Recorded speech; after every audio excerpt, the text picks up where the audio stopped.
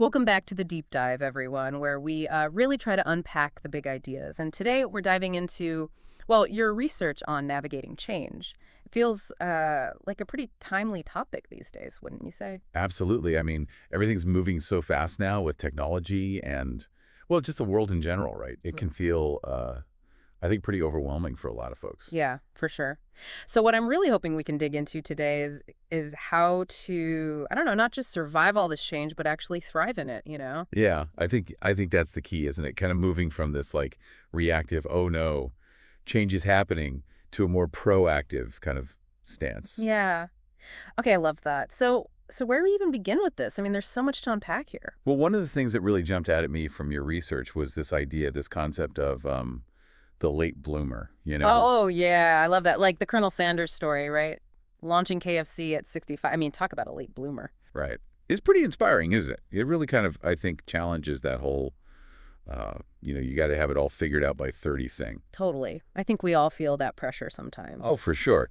But what's really fascinating is that this whole late bloomer thing, it's actually like backed up by research, you know? Career paths just, they're not as linear as they used to be. Right. So it's not just anecdotal. Right. I Oh, mean, the source material actually mentions that the average person changes jobs every 2 years and 9 months. wow. That's a lot of change. It is. So this idea that we might have multiple acts in our careers or even make major pivots, like Colonel Sanders did, it's becoming way more common. Yeah, yeah. Okay, so that's really encouraging to hear. I mean, it kind of opens up the possibilities, even if you're, I don't know, feeling stuck in your career or like you missed your chance at something. So how do we, I guess, start thinking about those possibilities? Like where do we begin? Well, the source material actually it offers this really helpful framework for kind of approaching this whole thing. Yeah. And it starts with acknowledging that setbacks are inevitable, Right. basically. I mean, life's going to throw curveballs. Exactly. Yeah. And especially in a world that's changing so fast. But the key here is instead of viewing those setbacks as failures, Yeah. to reframe them as opportunities for learning and for growth. Yeah, like that quote, life doesn't get easier or more forgiving, we get stronger and more resilient, Yeah, right? exactly. It's not about waiting for life to calm it down. It's about building our capacity to handle whatever comes our way. Yeah. Yeah.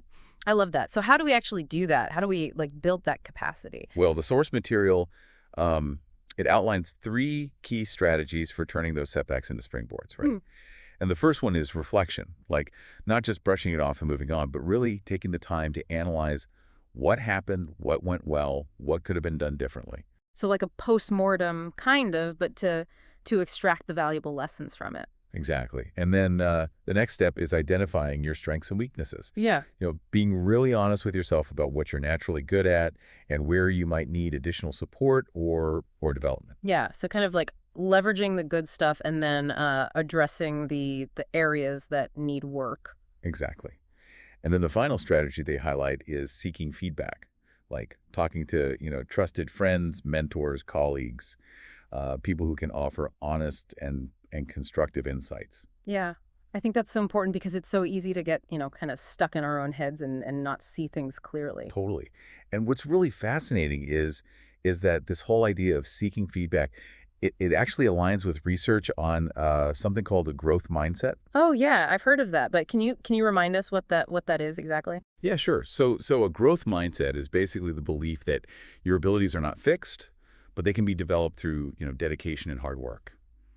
People with a growth mindset, they embrace challenges, they see effort as the path to mastery, and they learn from criticism. So instead of getting defensive when we receive feedback, we see it as an opportunity to improve. Exactly. And the research by Carol Dweck, who kind of coined this term, her research has shown that a growth mindset is actually a key predictor of success in all areas of life, not just work. Okay, so we're starting to see how these seemingly like simple strategies, like seeking feedback, are actually backed by like some pretty serious research. It's not just, feel good advice. It's a way to actually like rewire our brains for success. Yeah, I think that's a great way to put it, and actually leads us to another really crucial aspect of navigating change, which is understanding the psychology behind it.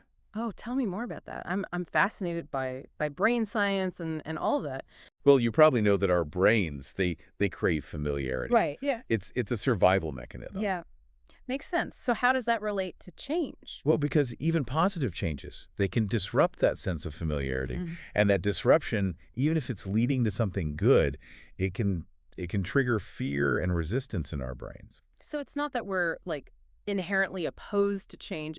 It's that our brains are kind of wired to be cautious about anything new or unfamiliar. Precisely. And this is where uh, understanding the psychology of change becomes so important. Because once we recognize that these fears are a natural part of the process, we can start to manage them more effectively. So it's not about like pretending we're not afraid. It's about acknowledging those fears and working through them. Okay, that's really helpful. And the source material actually suggests several proactive strategies for embracing change rather than, fearing it. And one of the most powerful ones is visualization. Oh yeah, I've heard of that. Is it kind of like mentally rehearsing for the change? Exactly. It's about taking the time to really imagine what life will look like after the transition. Imagine yourself successfully navigating the challenges, achieving your goals, feeling confident and capable in this new situation. I can see how that would be helpful. Yeah. It's almost like creating a mental blueprint for success, right? Right. And it also helps to kind of reduce anxiety because you're familiarizing your brain with the idea of the change. The more you visualize it, the less scary it becomes. Okay. Yeah. That's fascinating. What other strategies does it mention? Well, it also talks about the importance of maintaining routines for stability. Okay. That seems kind of counterintuitive, doesn't it? I mean, if everything's changing, wouldn't you want to shake things up? You might think so, but remember, our brains, they crave familiarity, right? And routines, they provide this sense of normalcy and control, which can be incredibly grounding during times of upheaval. Okay, so even amidst all the change, having those anchors of familiarity can help us feel more stable and secure. Exactly. And it doesn't have to be anything major. It could Okay. be as simple as like sticking to your morning coffee ritual or your workout schedule or your evening reading routine. Okay, so those little things can make a big difference. They really can. And then the final strategy they emphasize is celebrating milestones, like acknowledging and celebrating your progress, no matter how small, because that can really boost your confidence and keep you motivated. I love that. It's like those little wins along the way that keep you going, especially when things get tough. Exactly. It's Yeah. about recognizing your efforts and giving yourself credit for the steps you're taking, even if, you haven't reached the final destination yet. Okay. So we've covered a lot of ground here. I mean, from turning setbacks into springboards, embracing change rather than fearing it, understanding the psychology behind our reactions. But what does this all mean for our listener? Like what are some key takeaways, some actionable steps that they can start taking, today? Well, the source material really emphasizes the importance of breaking down big goals into smaller, more manageable steps. Okay, so instead of getting overwhelmed by like a huge career change, start with smaller actions like researching different paths or networking. Exactly. Make it less daunting Yeah. and build momentum as you go. And it also talks about focusing on what you can control, right? Yes, Okay. that's a crucial point. The example they use is a job loss. You can't change the fact that you were laid off, Yeah, but you can control your job search efforts. right. Shifting that focus from what's outside your control to what you can actually influence. Precisely. Yeah. And this ties back to that data we were discussing earlier about the changing nature of work. Yeah. The average person's changing jobs every few years now. So it's not just about finding one perfect career and sticking with it. It's about developing the skills and the mindset to adapt and thrive in this constantly evolving landscape. Yeah. I love that. I think that's such a powerful way to think about it. And this has been an incredible start to our deep dive. Yeah, it really has. I feel like we've covered a lot of ground, but there's still so much more to explore. Definitely. So I think we should probably take a break here and come back for part two. Sounds good. So we were talking about how adaptability is kind of like becoming this crucial skill in today's world, right? Yeah, yeah, almost like a superpower for navigating all these twists and turns that life throws at us. That's a great way to put it. And we talked about, some practical strategies for developing that adaptability, like visualization and maintaining routines. Right. And the power of breaking down those big goals into smaller steps and focusing on what we can actually control. Right, right. But I'm curious, what are some of the mental shifts? Yeah. Like the things we can do to kind of like truly embrace change rather Yeah. than fear it.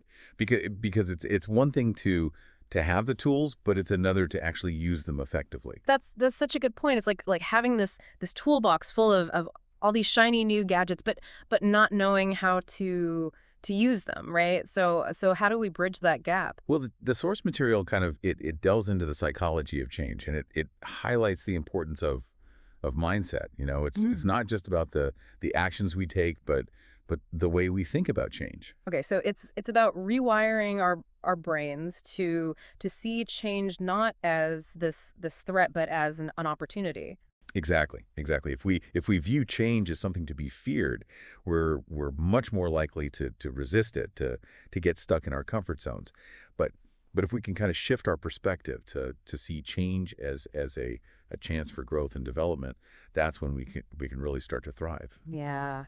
Yeah, I love that. It's about reframing our relationship with change, Right. seeing it as this catalyst for positive transformation. Precisely, precisely. And this ties into another really powerful concept from the source material, which is embracing a growth mindset. We touched on this a little bit earlier, but I think it's worth Oh revisiting. yeah, for sure, for sure. Can you remind us what that is again? Yeah. So a growth mindset is essentially the belief that your abilities are not fixed, but they can be.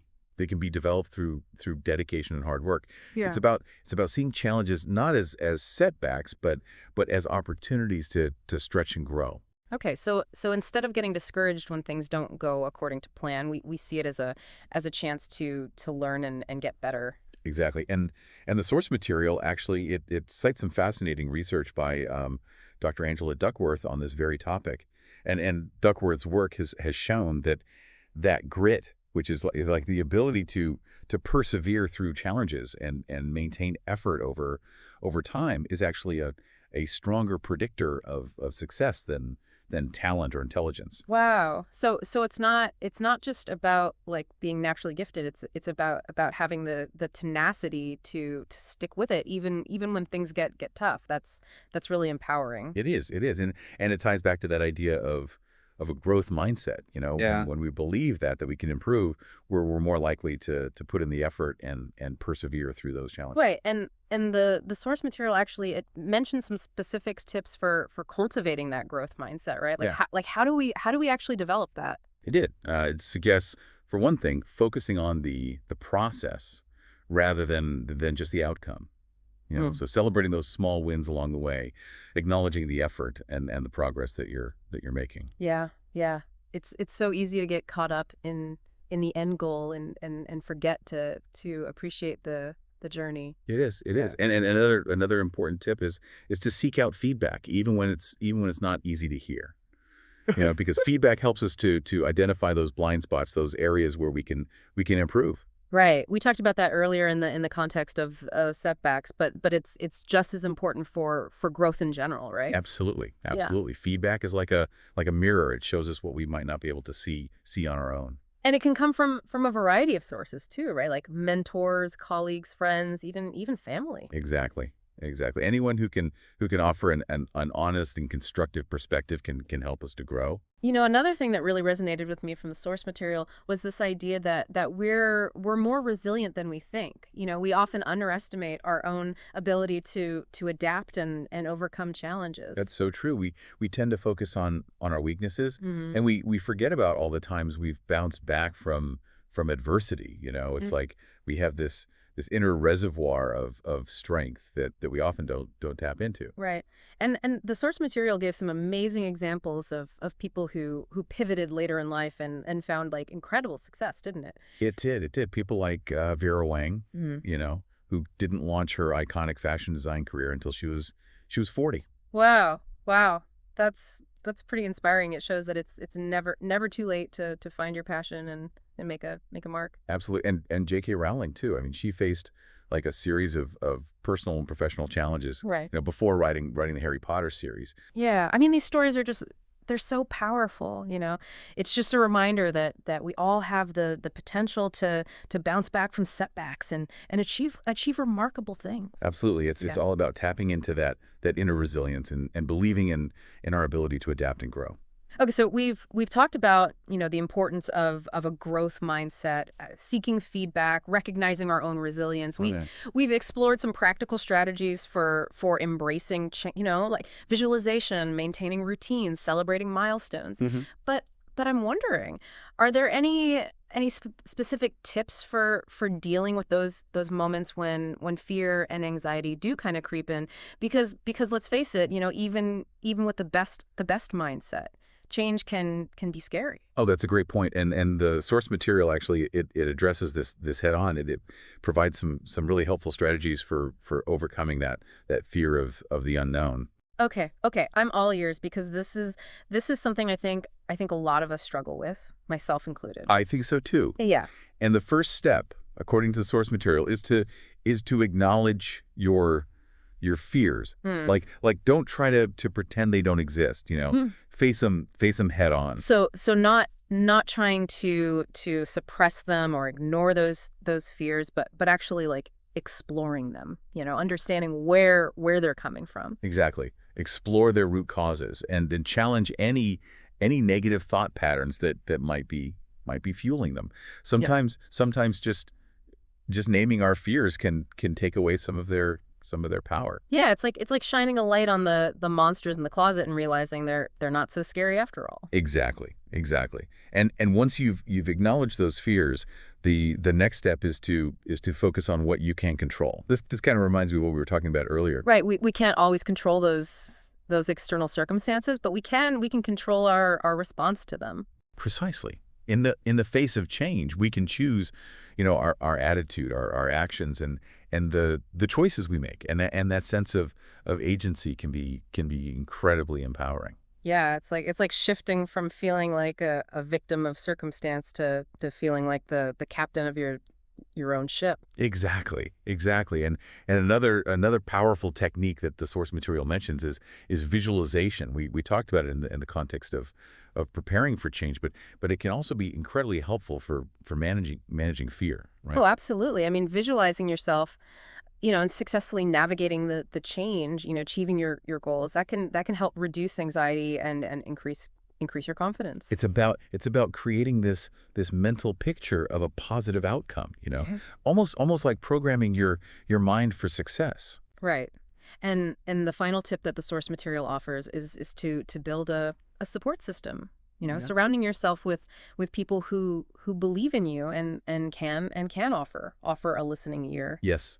Talking to, trusted friends or family members or even a therapist can help you to gain perspective and feel less alone in your challenges. It's like having a cheering section, right? Like a group of people who are rooting for you and reminding you of your strengths. Exactly, exactly. And the source material emphasizes that sharing your anxieties with others can be incredibly therapeutic. Sometimes just saying those fears out loud can lessen their intensity. Yeah, it's like letting some of the air out of the balloon, it just kind of deflates a bit. Right, and it reminds us that we're not alone in this journey. Yeah. Everyone experiences fear and uncertainty, especially in times of change. I'm noticing a theme emerging here. I mean, it seems like a lot of this boils down to mindset. Yeah. The way we think about change, the beliefs we hold about our ability to adapt and grow. Those are like the foundations of resilience and success. You're absolutely right. Our mindset is the lens through which we view the world, and if we can cultivate a mindset that is open to change, that embraces challenges as opportunities for growth, we're much more likely to navigate those changes successfully. So even if we don't have all the answers, even if we're feeling uncertain about the future, cultivating that positive and adaptable mindset can make all the difference. It absolutely can. It's about embracing the unknown as an opportunity for learning, for growth, and even for reinvention.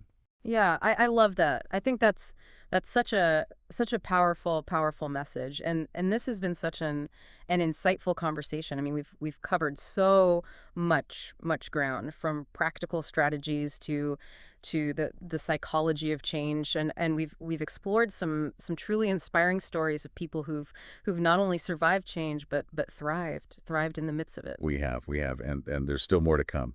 We'll be right back with the final part of our deep dive, where we'll kind of distill all this wisdom into some key takeaways and leave you with some food for thought. Yeah, I can't wait. So we're back, and I feel like our heads are spinning a little bit, in a good way, from all this talk about change. There's a lot to process, right? But that's the beauty of it, I think. It kind of gets those mental wheels turning. Yeah. Yeah, totally.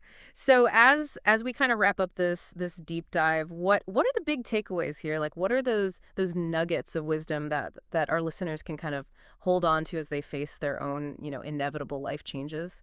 Well, I think one of the most important takeaways is that change is not something to be feared, but rather it's just, kind of an inherent part of life. Right. It's happening all around us constantly. And if we can shift our perspective to see it as an opportunity rather than, this big scary threat, that's huge. It really is. Yeah. And remember, you are more resilient than you think. You have this incredible capacity to adapt and overcome challenges, even if you don't realize it yet. Yeah, we often get so caught up in our fears and anxieties that we forget about all those times that we've successfully navigated, difficult situations in the past. Exactly. Every time you faced a challenge and come out the other side, you've strengthened that resilience muscle. And that muscle is always there for you, ready to be called upon, when you need it. I love that. I love that. It's so empowering to think about it that way. It is. It is. And another takeaway that really resonated with me was the power of a growth mindset. Believing in your ability to learn and grow can really make all the difference in how you approach challenges. Absolutely. It's like having this internal GPS that's always recalculating, always finding, new paths to reach your destination, even when there are roadblocks along the way. Yeah, I love that analogy. It's not about, having all the answers up front, but rather about having the confidence to figure things out as you go. Right, exactly. And remember all those practical strategies that we talked about. Breaking down those big goals, focusing on what you can control, visualization, building a support system. These are all like tools that can help you navigate change more effectively. Absolutely. They're like those essential items in your change maker toolkit. And don't forget the power of seeking feedback. It can be tough to hear sometimes, but it's an invaluable way to learn and grow. For sure. It's like having a personal coach, Yeah. who can point out your blind spots and help you to improve your game. Yeah, absolutely. And finally, remember to celebrate those milestones no matter how small they may seem. Exactly. Those little wins are what keep you motivated, and they remind you that you're making progress, even if it's not always, obvious. It's like planting these little seeds of success along the way that will eventually, blossom into something amazing. I love that. So there you have it. Our deep dive into navigating life's challenges has come to an end. We've explored inspiring stories, uncovered practical strategies, and delved into, the psychology of change. Hopefully you're leaving here feeling, empowered to embrace change and use it to create a more fulfilling and meaningful life. I think so too. And remember, change is inevitable, growth is optional. So choose growth. I love that. Until next time, everyone, happy exploring.